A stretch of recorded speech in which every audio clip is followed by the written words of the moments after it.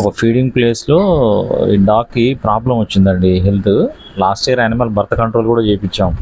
Hospital తీసుకెళ్తే 4 డోసులు చేయాలన్నారు ఇంజక్షన్. అదో క్యాన్సర్ లాగా వాటిలో అయిపోయింది బ్యాక్ సైడ్.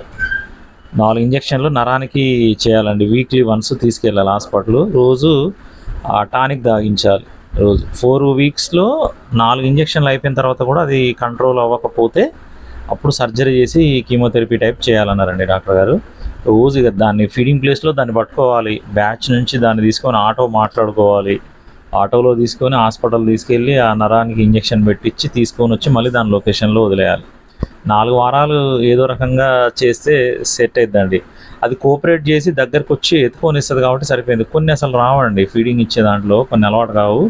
పెద్ద ఏజ్ అయిపోయింది, చాలా పెద్దగా అయిపోయి బ్యాక్ సైడ్ అంతా ఉబ్బిపోయి పాపం నరకం చూస్తుంది.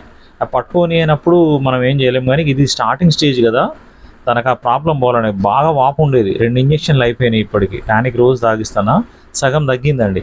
అది పూర్తిగా క్యూర్ అయిపోయి ఆ రెడ్డిష్ అంతా పోయి నార్మల్గా అయిపోతే ఇంకా అవసరం లేదు ఆపరేషన్. అలా అవ్వాలనే కోరుకుంటున్నామండి. దీని పిల్లలు కూడా యానిమల్ బర్త్ కంట్రోల్ చేయించేసాం, ఫిమేల్స్ అన్నీ. ఈ బ్యాచ్లో ఏది పిల్లలు పెట్టేది లేదు.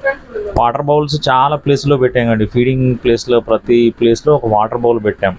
సమ్మర్ ఎంత హీట్గా ఉందంటే అండి, అసలు వాటర్తోని అవి సర్వే కాగలుగుతున్నాయి. ఫుడ్ లేకన్నా వాటర్ ఇంపార్టెంట్ అండి డాగ్స్కి. మనకంటే ఎక్కువ హీటు ఫీల్ అవుతాయి అవి. ఇది క్యాన్సర్ టైప్ వచ్చే ప్రాబ్లం అండి. చాలా ఫీమేల్ డాగ్స్కి చూస్తుంటాం మనం. కోఆపరేట్ చేస్తేనే